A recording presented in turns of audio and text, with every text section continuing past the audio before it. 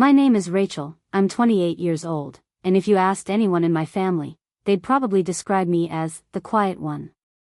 They're not wrong. I've learned over the years that silence keeps me safe, silence keeps me underestimated, and silence lets me watch people reveal their true selves. And that's exactly what happened on Christmas Eve last year. I'll never forget the sound of laughter, fake, sharp, cruel, echoing in my mother's living room, bouncing off the garlands and twinkling lights. My brother's wife, Vanessa, had just unwrapped my gift to Mom, a framed collection of old family photographs I had restored myself. Hours of careful work, time spent scanning and retouching, finding just the right frame, something that actually meant something. But to Vanessa, it was worthless. She tilted her head back, her platinum blonde hair catching the glow of the Christmas tree, and sneered, "Wow, Rachel, a picture frame? That's creative." She didn't stop there. She glanced at my brother, rolled her eyes, then delivered the line that still burns in my chest. "You're just too broke to matter." The room went silent for a moment before laughter rippled around. Not from everyone, but enough. My brother chuckled uncomfortably, Mom forced a smile, even my aunt gave that pitying laugh people use when they don't want to be the only one not joining in. And me?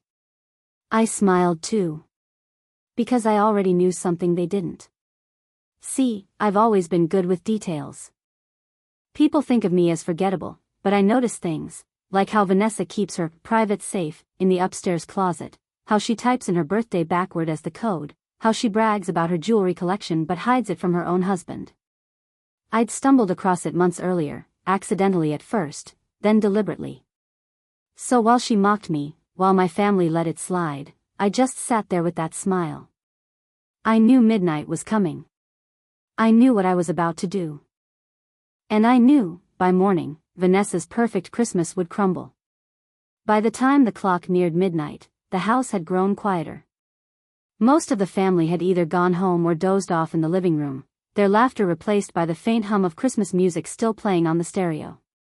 My mom had gone upstairs early, and my brother was busy pouring himself another drink with Dad. Vanessa was the last one awake in the kitchen, clinking her wine glass against my cousin's and bragging about the diamond bracelet my brother had given her that night. She was loud, confident, basking in her own spotlight, while I slipped into the shadows. That's the thing about people like her, they never imagine anyone would dare to touch what's theirs. I moved carefully, my footsteps light against the old wooden stairs. My heart pounded, but my face stayed calm. If anyone asked where I was going, I had the perfect excuse ready. I was getting an extra blanket from the guest room. But no one asked. No one ever asks about me. When I reached the upstairs hallway, I paused, listening. Nothing. Just the muffled clatter of dishes downstairs and the faint rustle of the Christmas tree lights flickering below. I turned toward the master bedroom. The safe was exactly where I remembered, in the back of the closet, hidden behind a stack of shoe boxes. I crouched down, my fingers brushing the cold steel. For a moment, I almost laughed. Vanessa thought she was clever, but I'd seen her punch in the code once, months ago. She didn't even bother to change it. Her birthday, written backward. Typical, I muttered under my breath. I pressed the buttons, 1-9-8-7, and the lock clicked open with a soft metallic sound. My pulse raced, not with fear, but with satisfaction. Inside, the safe was crammed with velvet boxes, glittering necklaces, rings, bracelets, all pieces she had flaunted on Instagram, claiming they were gifts from my brother or limited editions she had bought for herself. I knew the truth, she hoarded them, lied about them, hid them. As I pulled the safe door open wider, something caught my eye, a small envelope tucked in the corner, separate from the jewelry. I hesitated, then reached for it. Inside were papers, receipts, bank slips, and one document that made my stomach tighten. Vanessa wasn't just hiding jewelry. She was hiding money. A lot of it. Downstairs, I heard laughter rise again. Vanessa's voice cut through the air, mocking, smug. She thought she had everything under control. But she had no idea what was about to happen. I sat there on the carpet of my brother's closet, the glow from the hallway nightlight spilling across the open safe. My hands trembled slightly as I sifted through the documents. Receipts for jewelry purchases, paid in cash. Bank withdrawal slips in amounts that didn't make sense for someone who always complained about living on a budget. And then there it was, a statement from a hidden account under her maiden name. Tens of thousands of dollars. I leaned back and let out a slow breath. So, Vanessa wasn't just vain, she was a liar. She'd been siphoning money, hoarding jewelry, and putting on this performance of being the perfect, spoiled wife. All while mocking me for being too broke to matter. That line kept replaying in my head. Too broke to matter. I smiled. Not a fake smile this time, but the kind that comes when you know the universe has just handed you the perfect weapon. The jewelry alone would be enough to crush her. Imagine the scene, her safe mysteriously emptied, her bragging trinkets gone, no explanation. But the documents? That was different. That was leverage. That was proof she was hiding things from my brother, her husband, and from the rest of the family. I picked up one of the necklaces, the one she wore most often, a gaudy diamond piece she swore was custom-made. It glittered in the dim light, heavy and cold in my hand. For a moment, I considered taking everything right then and there. Clearing the safe. Leaving her with nothing. But then I stopped myself. No. That was too simple. Too impulsive. And Vanessa didn't deserve simple. She deserved calculated. So instead, I pulled out my phone. Carefully, I snapped photos of every single piece of jewelry in that safe. Then, I photographed the documents, every receipt, every bank slip, every detail of that secret account. Evidence. Enough to expose her when the moment was right. I tucked the papers back, arranged the jewelry neatly, and closed the safe, resetting it just as I'd found it. Nobody would ever know I'd been there. Not yet. As I slipped back down the hallway, I caught my reflection in the mirror. For the first time in a long while, I didn't see the quiet one or the broke one. I saw someone with power. By the time I returned to the living room, Vanessa was still holding court, laughing too loudly, flashing her diamond bracelet in everyone's faces. I just sat down on the couch, calm, collected, smiling to myself. She had no idea her world was already starting to unravel. Christmas morning always had a certain rhythm in our family, the smell of coffee brewing, the sound of wrapping paper tearing, my mom humming carols under her breath while we all shuffled around in pajamas. But that morning, something was different. I noticed it the moment Vanessa came down the stairs. She wasn't glowing like the night before, all smug and sparkly. Her face was pale, her lips pressed into a tight line. She clutched her phone in one hand, tapping furiously at the screen like she was searching for something that wasn't there. "Morning," I said softly, sipping my coffee. She glanced at me, her eyes narrowed, then quickly looked away. At first, she tried to play it off. She sat by the tree, smiled at my mom, and even handed out a few gifts with her usual flair. But her laugh was brittle, too sharp. Her hands shook every time she reached for her mug. It didn't take long before she cracked. Has anyone been upstairs?" she blurted suddenly, cutting through the sound of paper crinkling. The room went still. My brother looked up from unwrapping a sweater. "What do you mean?" "I mean," she stammered, her voice a little too high, I think someone's been in our room. In the closet." Everyone exchanged confused looks. My dad raised an eyebrow. "Vanessa, it's Christmas. Who would be snooping around in your closet?" She forced a laugh, but it sounded wrong. "I don't know, maybe I'm just tired." She waved her hand dismissively, but I could see her eyes darting, restless. She knew something was wrong. I leaned back on the couch, hiding the smile tugging at my lips. Of course she knew. Because when I had carefully returned everything, I'd left one small, deliberate detail out of place. The diamond necklace she loved most wasn't in the safe anymore. I hadn't taken it with me. No, that would have been too obvious. Instead, I'd tucked it into a drawer in the guest bedroom, just enough out of sight that she wouldn't find it right away.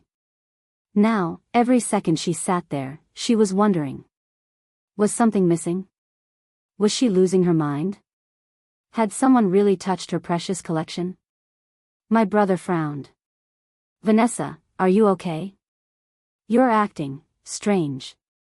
She bit her lip, her nails tapping nervously against her coffee mug. I'm fine, she said quickly, but her voice wavered. I looked at her, straight in the eyes, and gave her the sweetest, calmest smile I could muster. Merry Christmas, I whispered. The morning dragged on with the usual routine, gift exchanges, breakfast, and the fake laughter families sometimes used to paper over the cracks. But beneath it all, I could feel the tension radiating off Vanessa like heat from a fire. She excused herself from the table twice, each time disappearing upstairs. When she came back down, her face was tighter, paler. She avoided my brother's eyes, which only made him suspicious.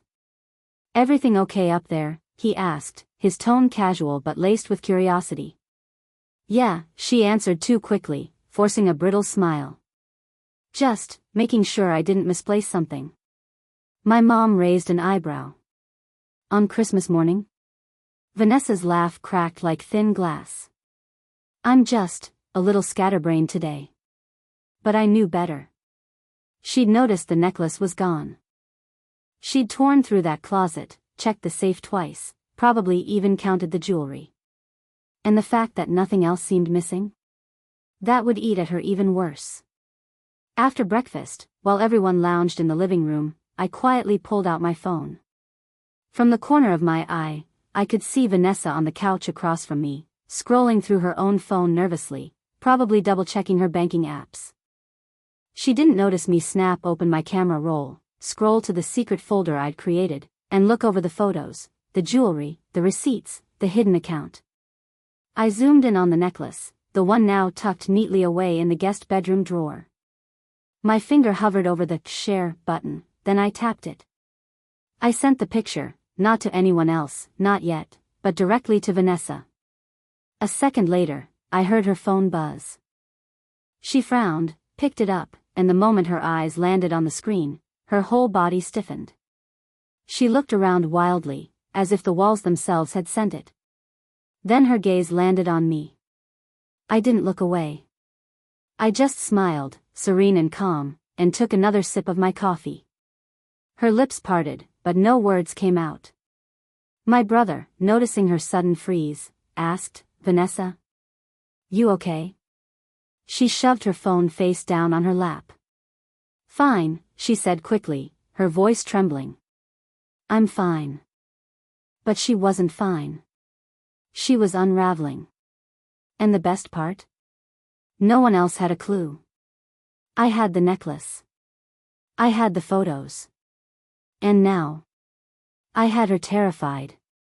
It didn't take long for Vanessa to crack. By mid-afternoon, while everyone was sprawled in the living room watching It's a Wonderful Life, she slipped out quietly. I saw her glance at me as she rose, eyes sharp, calculating. She didn't want to make a scene, not with the family sitting there oblivious. But I knew she'd come for me eventually. Sure enough, a few minutes later, as I headed toward the kitchen for more coffee, she appeared out of nowhere, blocking the doorway. Rachel, she hissed, her voice low, her fake sweetness gone. We need to talk. I raised an eyebrow, keeping my face neutral. About what? Her eyes darted to the living room, then back at me.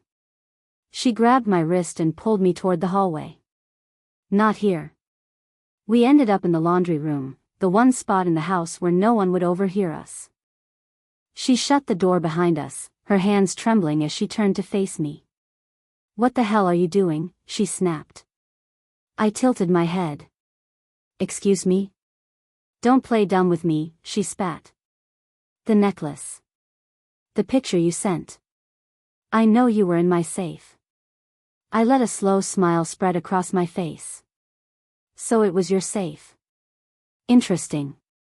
You just admitted it. Her eyes widened, realizing her mistake.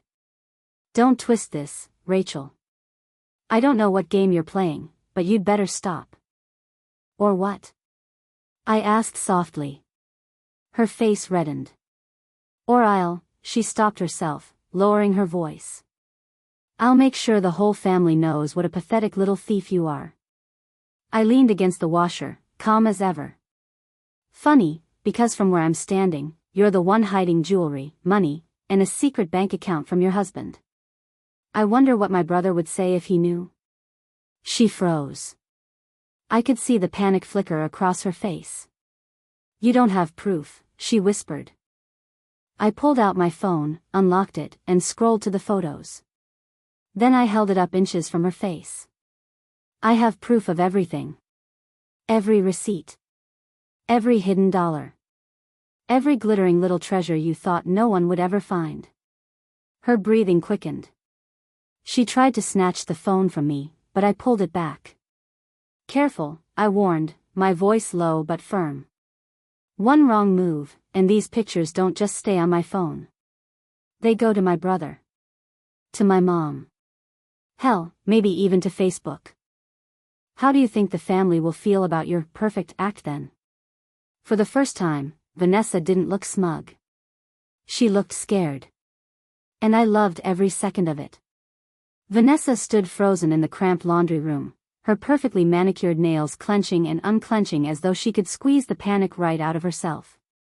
For once, she had no quick comeback, no smug remark. Just silence. I slipped my phone back into my pocket, deliberately slow, like I had all the time in the world. Then I crossed my arms and looked her dead in the eye. Here's what's going to happen, I said calmly. You're going to go back out there, sit with the family, and keep that fake little smile plastered on your face. You're not going to say a word about this to anyone. And you're definitely not going to breathe a word about me. Her jaw tightened. You think you can control me, she whispered, her voice shaking with rage. I leaned forward, my tone sharp enough to cut. I don't think. I know. She opened her mouth, then closed it again. For the first time since I'd known her, Vanessa looked small. Cornered. And I realized something then, I wasn't just holding her secret. I was holding her power. You love your reputation too much, I continued. You love being the perfect wife, the perfect daughter-in-law. So you'll do exactly what I say. Because if you don't, I let the sentence hang, letting her imagination do the work. Her breathing grew uneven. She pressed her palms against the dryer behind her, steadying herself. What do you want? She finally asked, her voice low, defeated. I smiled. For now. I want you to play nice. No snide comments, no little digs. You're going to treat me with respect in front of this family. And if you so much as look at me the wrong way, I tapped my pocket, where my phone was hidden. One message, and your whole world comes crashing down. She swallowed hard, her throat bobbing. Fine, she muttered. But this isn't over. I straightened up and gave her the sweetest smile I could muster. You're right. It's not. It's just beginning. When we stepped back into the living room, I slipped easily onto the couch beside Mom, my expression calm, almost cheerful. Vanessa followed a few steps behind, her smile tight, her laugh forced. To anyone else, it looked like nothing had happened. But I knew, and she knew, that from that moment on, I was the one in control. And it felt better than I ever imagined. The rest of Christmas Day felt like a performance, and I was the director. Vanessa, usually the star of every scene, was suddenly fumbling her lines.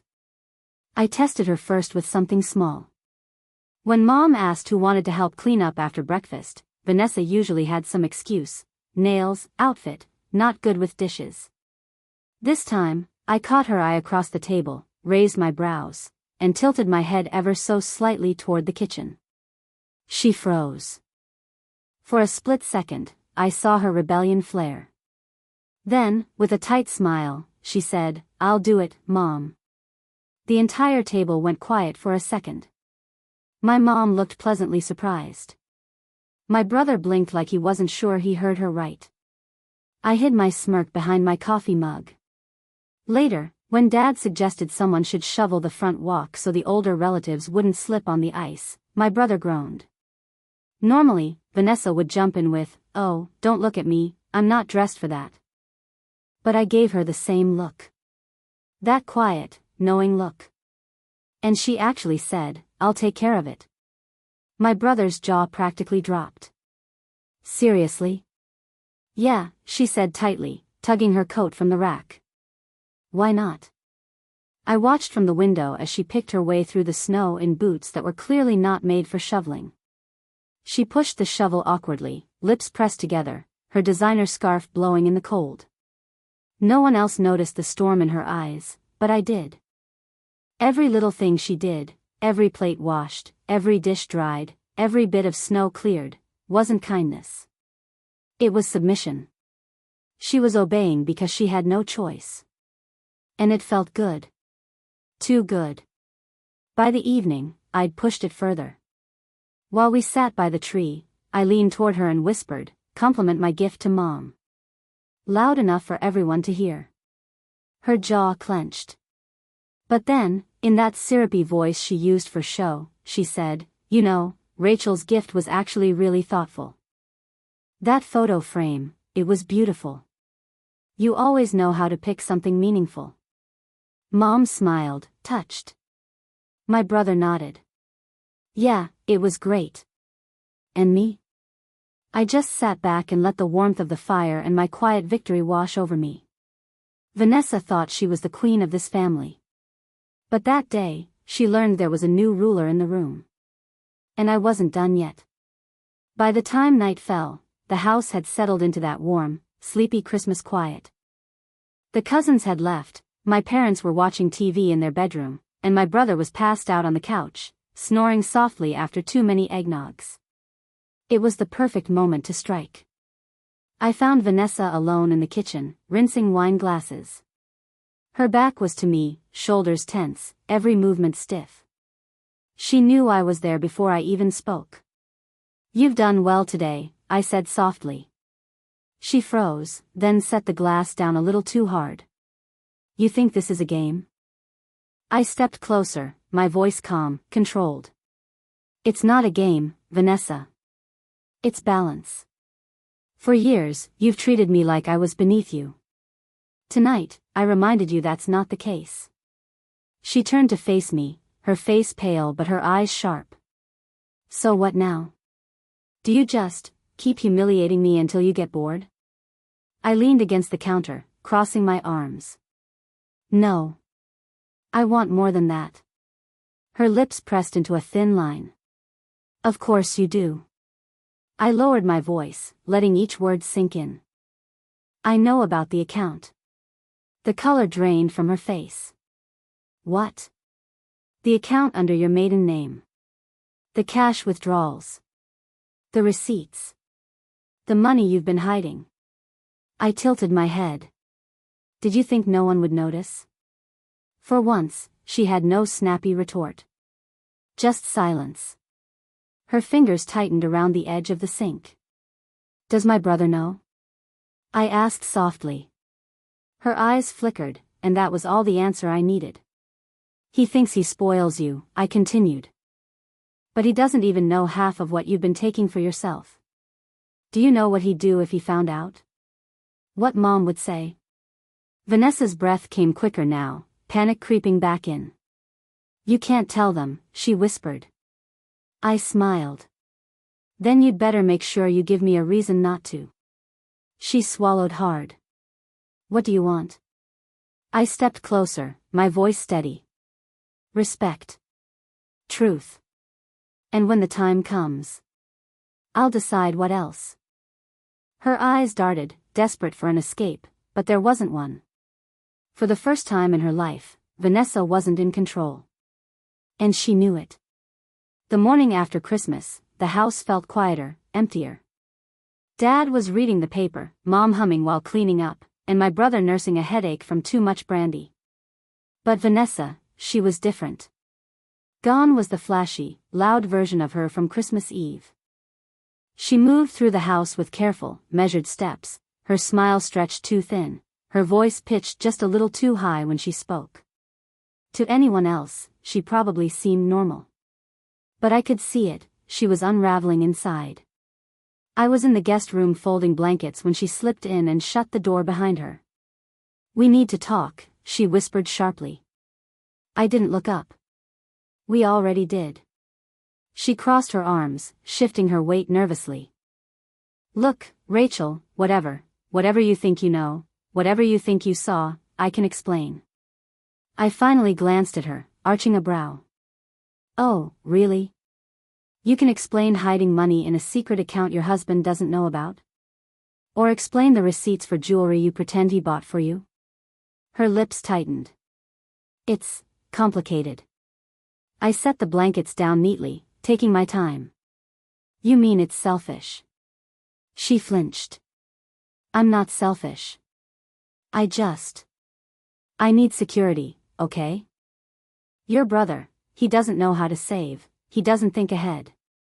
If things go bad, if he loses his job, who do you think will keep us afloat?"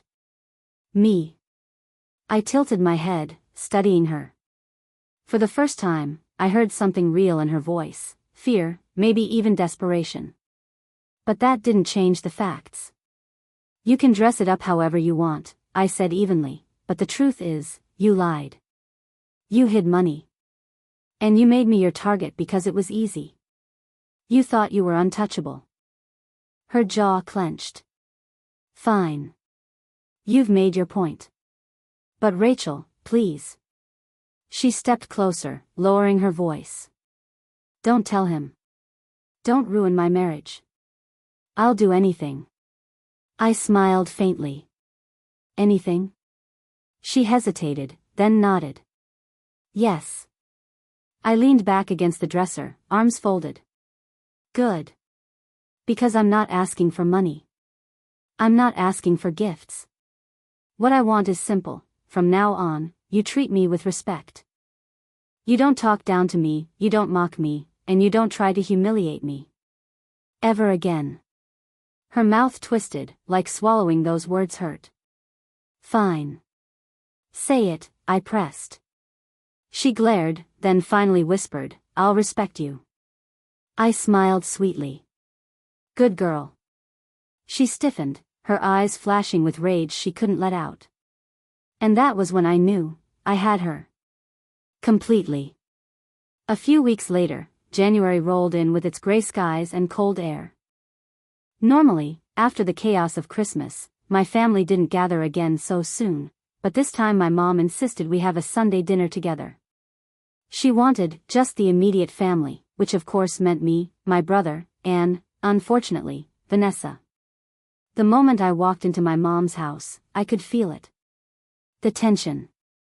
Vanessa was already there, perched at the dining table in a cream sweater dress, smiling too wide, her voice syrupy sweet. She was performing. Not for me, she already knew better, but for everyone else. "Rachel," she exclaimed, standing up to hug me. That alone nearly made me laugh. She had never hugged me before in her life. "So good to see you." I leaned into the hug, close enough to whisper, "Remember our deal?" Her body stiffened. "I remember," she whispered back, then pulled away with that same tight smile. Dinner started like any other, Mom fussing over the roast, Dad telling old stories, my brother complaining about work. Normally, this was when Vanessa would slip in her jabs.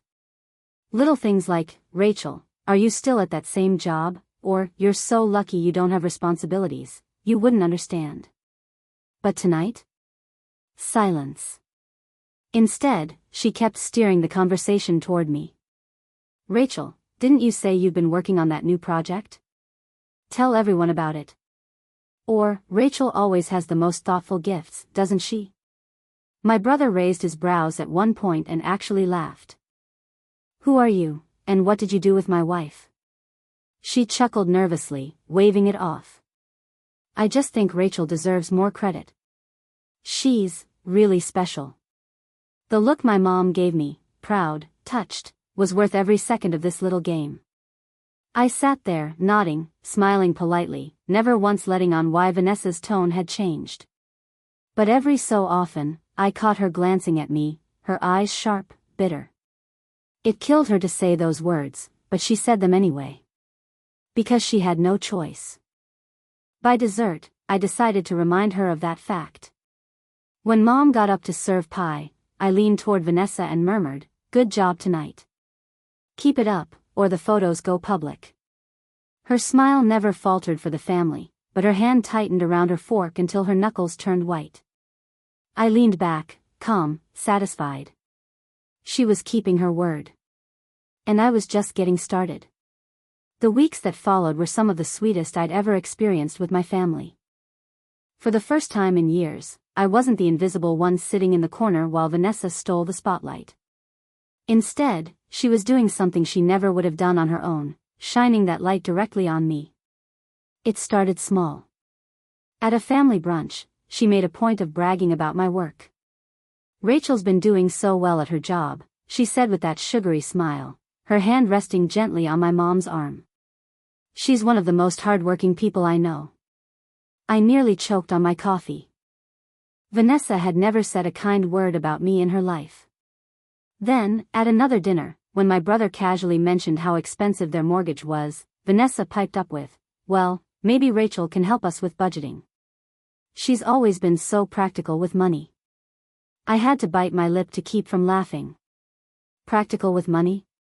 From the woman hiding tens of thousands in a secret account? The irony was too rich.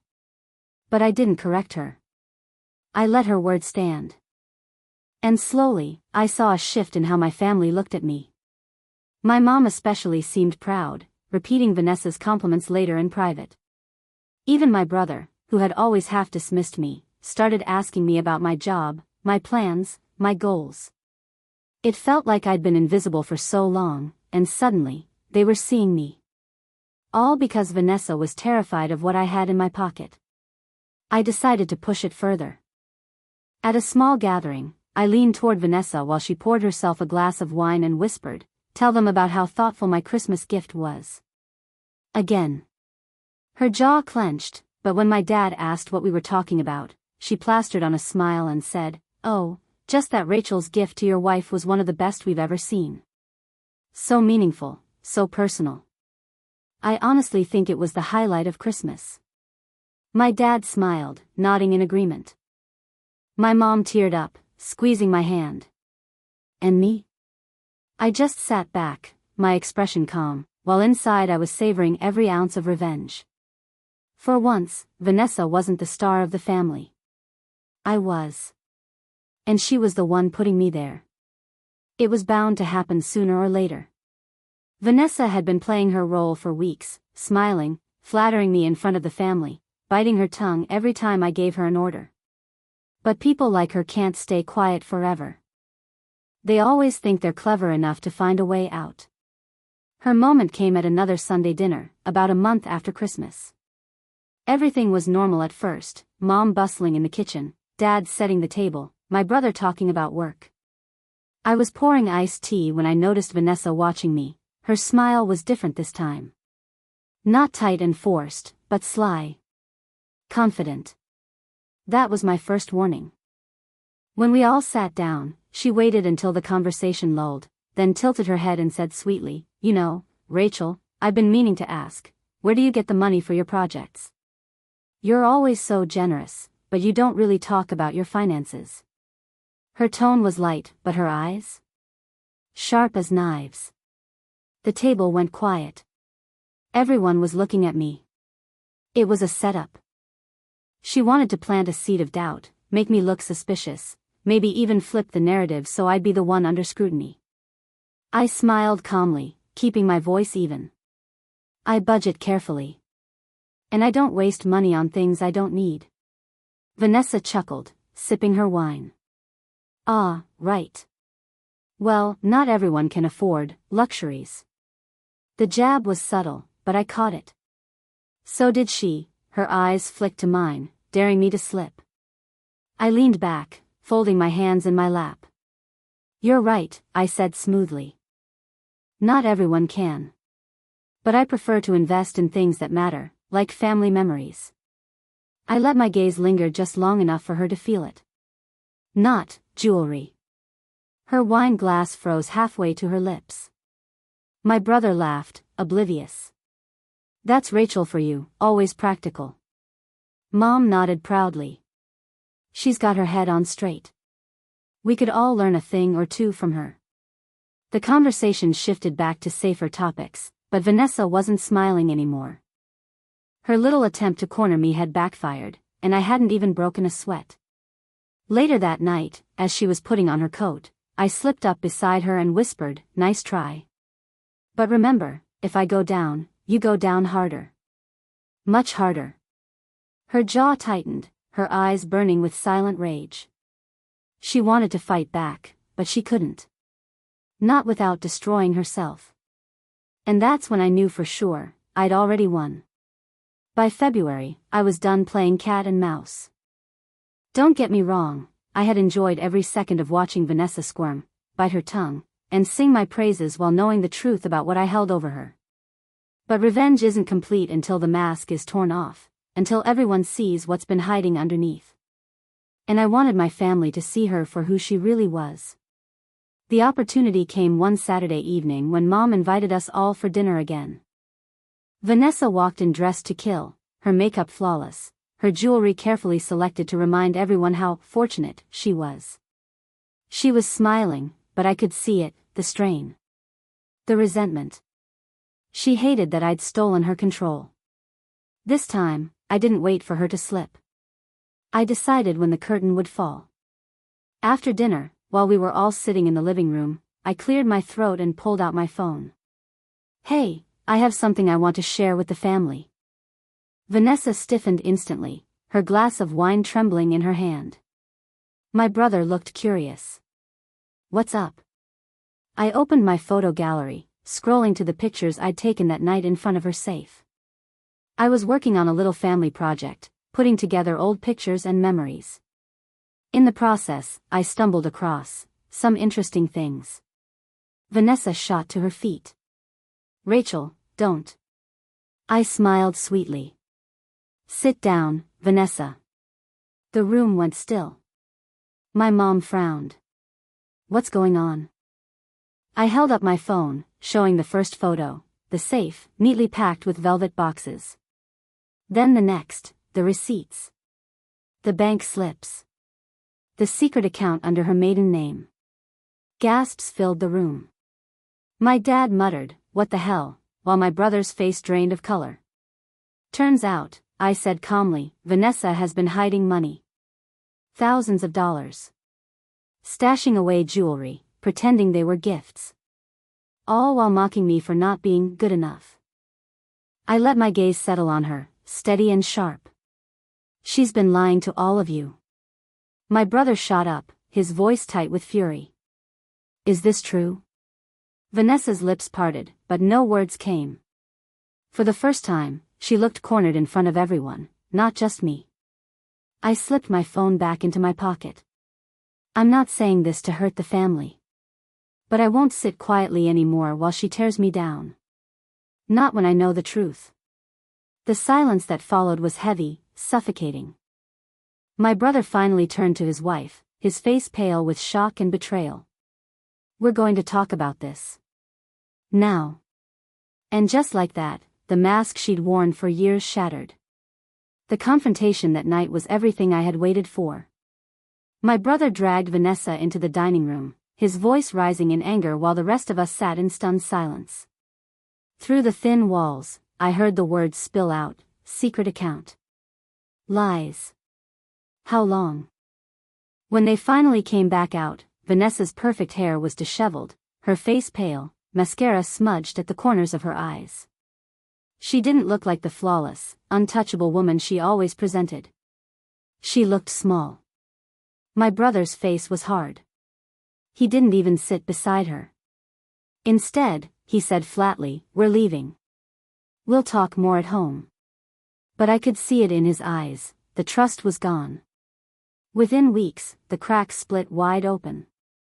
My brother found out the full extent of what she had hidden, the jewelry, the receipts, the account she'd been funneling money into for years. She tried to spin it, to call it security, to claim she was just protecting their future. But it didn't matter. He filed for divorce before February was even over. The fallout was brutal for her. She lost the house, the image, the family who once admired her. And the jewelry? Most of it ended up liquidated in the divorce proceedings. That secret wealth she thought made her powerful was exactly what destroyed her. As for me, everything changed. For years, I'd been the quiet one, the afterthought, the one who was easy to dismiss. But when the truth came out, my family finally saw me differently. They saw my strength, my composure, my worth. My mom started leaning on me more. My dad called me the sharp one. Even my brother, heartbroken though he was, thanked me. "Better to know now," he said one night over coffee, his voice weary but grateful. "You saved me years of living a lie." And me? I smiled. Because on that Christmas Eve, when Vanessa sneered that I was too broke to matter, I decided I would teach her exactly how much I mattered. And by the end, I had everything: my dignity, my family's respect, and my brother freed from a woman who never deserved him. Vanessa thought she had the last laugh. But I was the one smiling in the end.